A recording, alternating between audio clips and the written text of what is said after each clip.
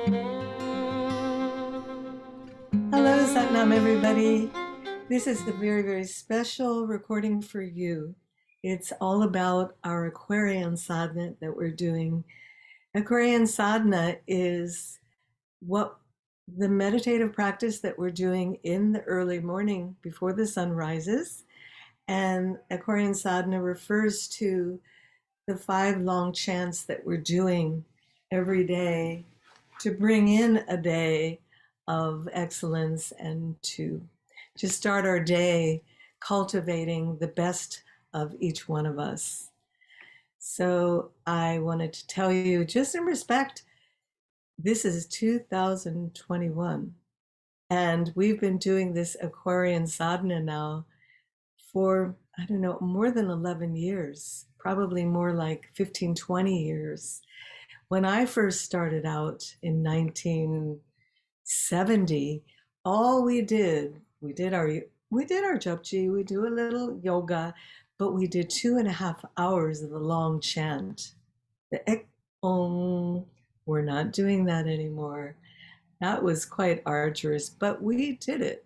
And now the Aquarian sadhana that we're doing is really, really very specifically calibrated so that each one of us as a human being can really expect and experience a fine tuning that we can only get in those nectar hours, which is 1/10 of the day. We have 24 hours in a day. And this fine tuning happens to come through the long chant that we do, the Ek Ong Kar, only 7 minutes. We don't do it for 2.5 hours. The long Ek Ong Kar, the very, very first chant that we do, is more like a kriya than it is, a mantra, right? So the Aquarian sadhana.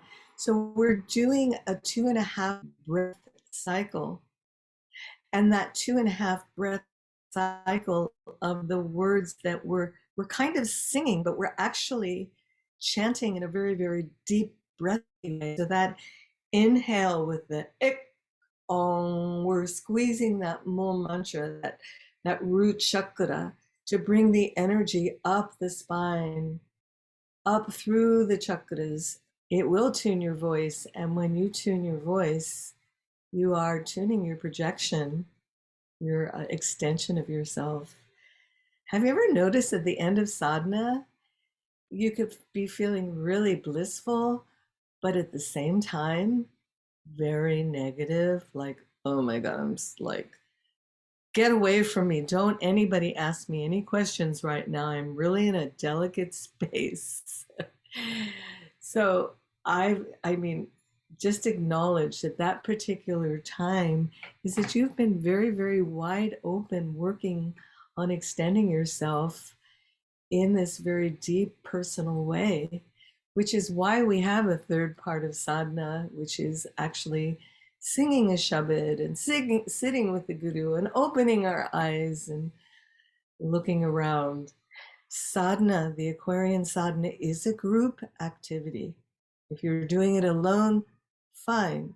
We do what we can, right?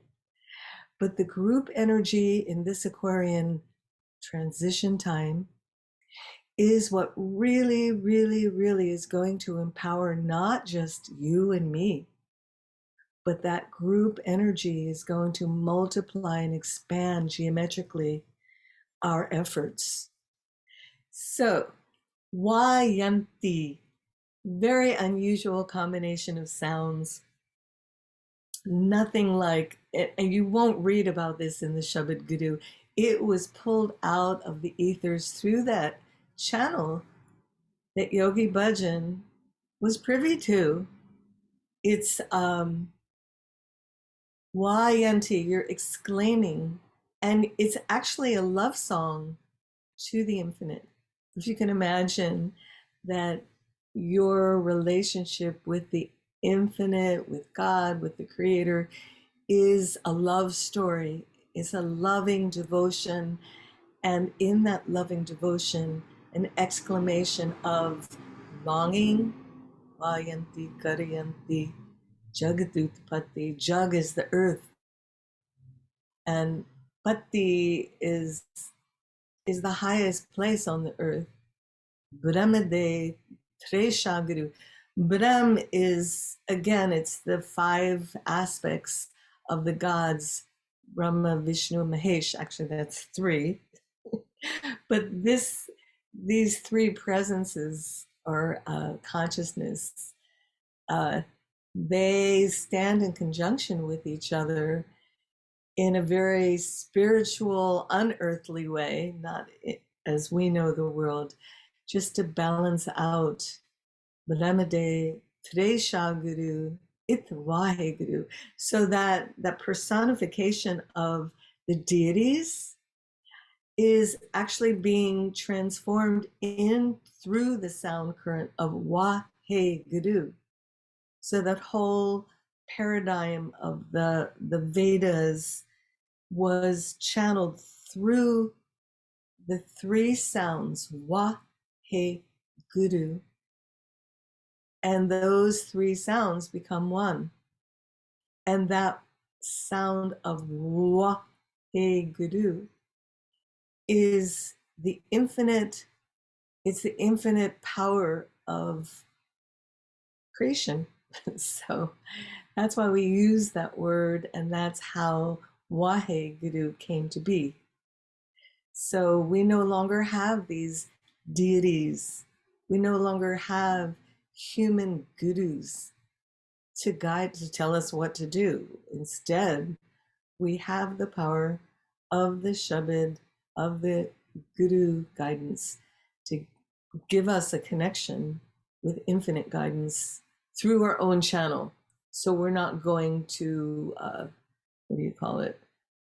Those Hindu, that, anyway, yeah, we're going directly through the sound current and not going through a channel of a superior human being.